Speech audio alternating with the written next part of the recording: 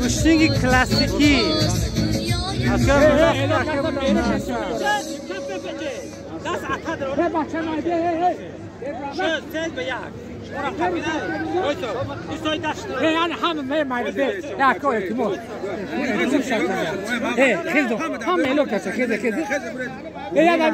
همین همه میبینم برا برگیده باشه دا عجینه ها عجینه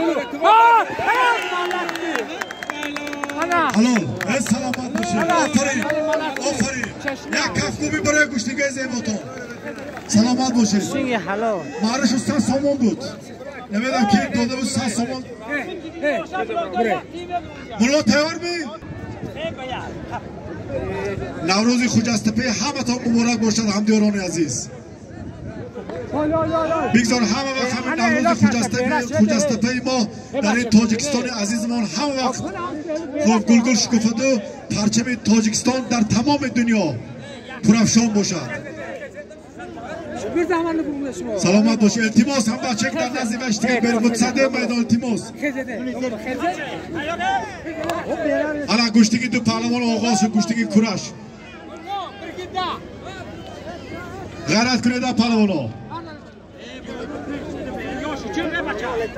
هر دو پهلوان هم خوب پهلوان ها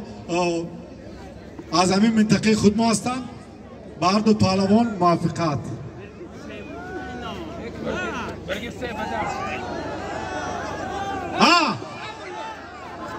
یک خرسک زنه برای پهلوان ها آفرین حسابی دینا بشنه یا بردی گلمرز آخر من نگاه نکنه دانش دوار موندگه ما التماس خب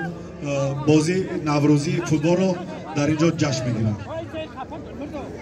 غیرت کنید در پهلوان ها غیرت کنید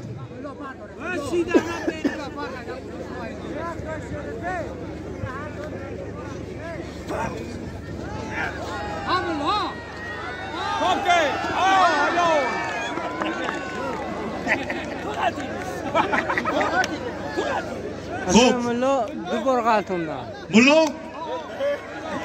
سلامت باشن قالین تشون قالین آفرین